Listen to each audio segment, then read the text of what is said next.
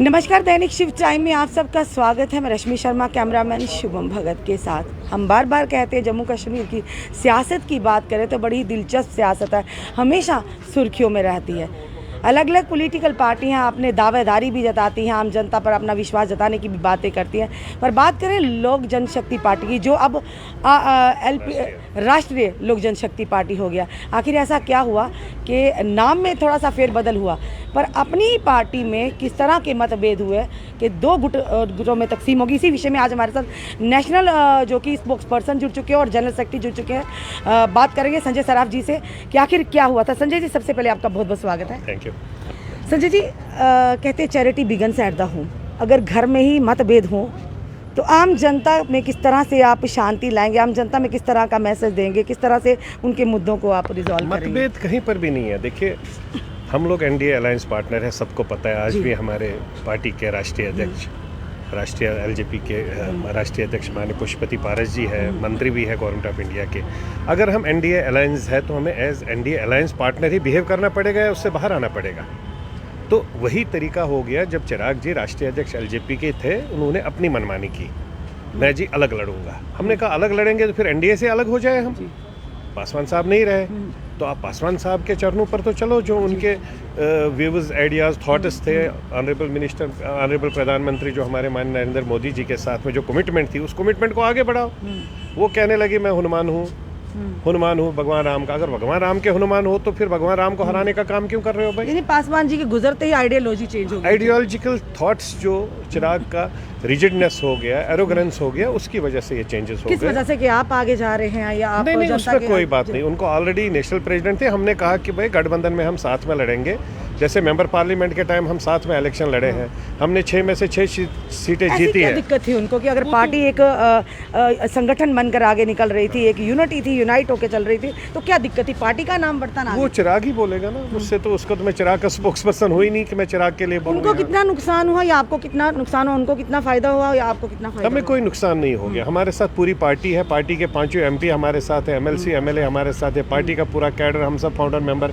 लोक जनशक्ति पार्टी, राष्ट्रीय जनशक्ति पार्टी। अब लोग जनता किसको देखेगी? यानी जनता किस तरह से? जनता पार्टी को देखेगी। जहाँ पर संसद है, जहाँ पर पार्टी का कार्यकर्ता है, जहाँ पर कैडर है, जहाँ डिस्ट्रिक्ट प्रेसिडेंट है। अभी पासवान साहब की जो पुनर्स्थिति थी 1 साल की, जो हमने बिहार में मनाई, 30 से 40 हज़ार लोगों ने वहाँ पर अन्न किया और श्रद्धांजलि अर्पण की। वो तभी ना की कि तब जब वो पारस जी को मानते हैं। पारस जी पिछले 40 साल से पासवान साहब का परछाई की तरह बाई के साथ में खड़े थे।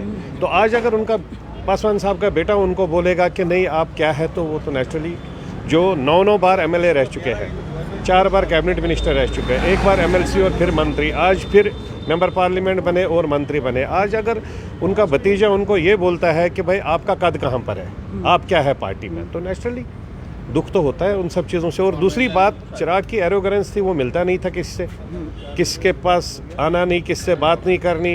कार्यकर्ता 3-3 दिन, 4-4 दिन पूरे देश से जितने कार्यकर्ता, क्योंकि लोजपा में पूरे देश में हमारा संगठन बना है। जैसे मणिपुर में भी एमएलए था, वैसे नागालैंड यहाँ काफ़ी आप भी एक्टिव। हम लोग ग्राउंड जीरो पर एक्टिव, हम लोग साथ में हर वक्त चिराग के साथ में खड़े रहते थे, क्योंकि हम पासवान साहब ने हम लोगों को बच्चे की तरह पाला पोसा, बड़ा किया, पॉलिटिकली स्ट्रांग किया, पॉलिटिकली ग्राउंड जीरो से उठाया।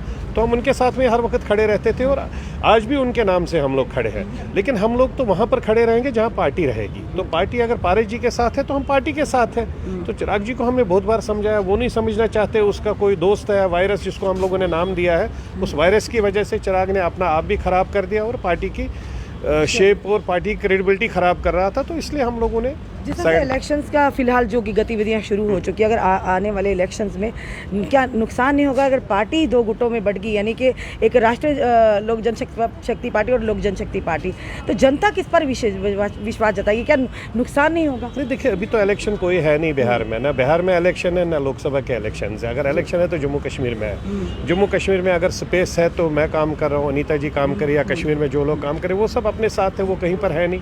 पूरे देश में ऐसा ही हाल है।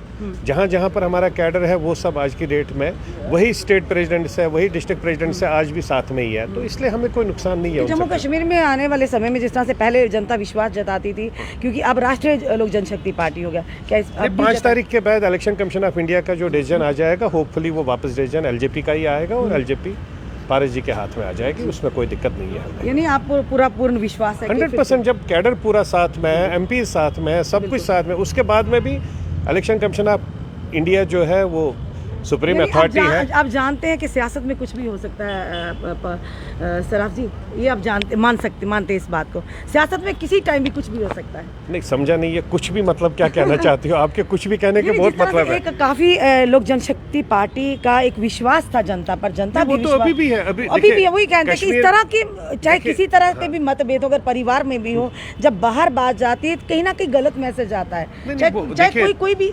कार्यकर्ता कोई भी है वो पार्टी के साथ होता है। हम तो कार्यकर्ता है, हम कार्यकर्ता जितने भी है वो पार्टी के साथ है।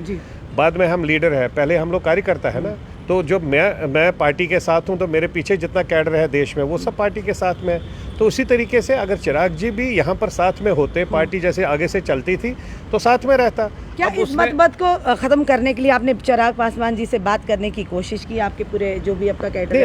हम लोग क्या बात करें, वो चाचा भतीजा के बीच में वेरी ऑनेस्ट स्टेट, हमारी औकात नहीं है इन सब चीज़ों में, बहुत पर्सनल फैमिली एटमॉस्फेयर है घुसने की। लेकिन जहाँ पॉलिटिकली बात करने की जरूरत थी वहाँ पॉलिटिकली हमने उनको समझाया था कि हम एनडीए अलायंस पार्टनर से, हमें एनडीए के साथ ही लड़ना चाहिए, एनडीए के साथ लड़ने में बेनिफिट है।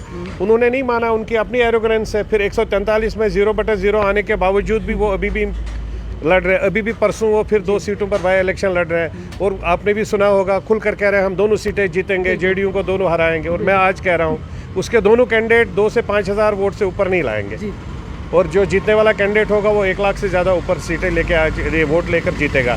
तो आपको मैं 5 नवंबर के बाद बात करूंगा, फिर से एक बार बता दूंगा कि उसके कैंडिडेटों को कितना वोट आया। जम्मू कश्मीर में जो ही इलेक्शन यानी कि गतिविधियां शुरू हो चुकी हैं, क्या लगता है आपको कि राष्ट्रीय लोक जनशक्ति पार्टी अपनी मोहर तब तक फाइनल हो जाएगा हमारा, लोजपा ही फ्यूचर में लड़ेगी, तो तब तक सब क्लियर हो जाएगा। Thank you. दोस्तों ये थे हमारे साथ संजय सराफ जो कि नेशनल जनरल सेक्रेटरी हैं राष्ट्रीय लोक जनशक्ति पार्टी की। जिस तरह से लोक जनशक्ति पार्टी में कुछ मतभेद चल रहा था, पर कहीं ना कहीं वो स्पष्टीकरण करना भी अनिवार्य था। जो कि संजय सराफ है लोक जनशक्ति पार्टी के जनरल सेक्रेटरी और साथ ही स्पोक्स पर्सन थे। किस तरह से उन्हें पूरा यानी कि क्लियर किया कि किस तरह से चिराग पासवान अपने ही चाचा की यानी कि उनके भतीजे थे, जो कि जिस तरह से उनकी मृत्यु के बाद उनकी आइडियोलॉजी टोटल चेंज हो गई थी। कहीं ना कहीं पार्टी को मजबूत करने के लिए पार्टी की आइडियोलॉजी आप लोगों की क्या, उस पर चलना बहुत ही अनिवार्य है।